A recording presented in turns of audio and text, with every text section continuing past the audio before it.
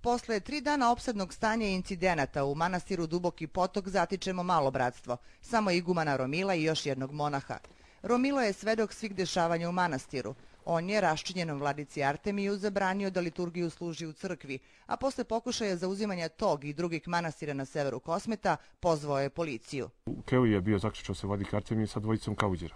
I nije htio, oni policajci ga molili, kumili 2 sata ga tu nešto, 2,5 sata koliko vi već molili, kumili i on neću, kaže, otključaj neću.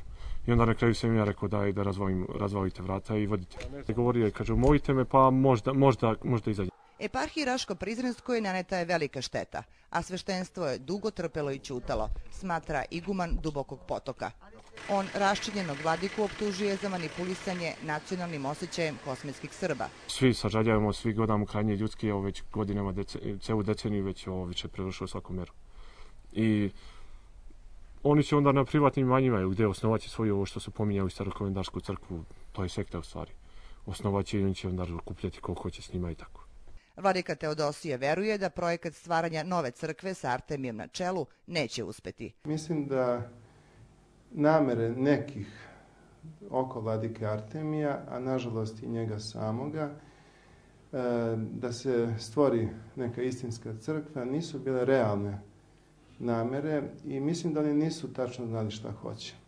Nisu imali jasne ciljeve, oni su se protiv nečega borili, a nisu znali zašto se bore. I mislim da posle svega ovoga male su šanse za raskol, tako reći nikakve.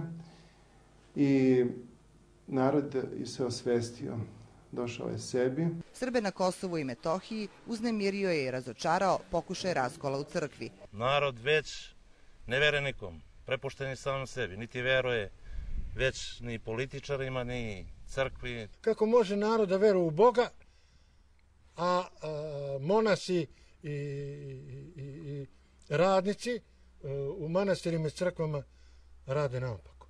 U eparhiji Raško-Prizrenskoj očekuju da će protiv uzurpatora imovine Srpske pravoslavne crkve pravosudni organi preduzeti neophodne mere, kako bi vinovnici bili onemogućeni u eventualnom ponavljanju sličnih krivičnih dela.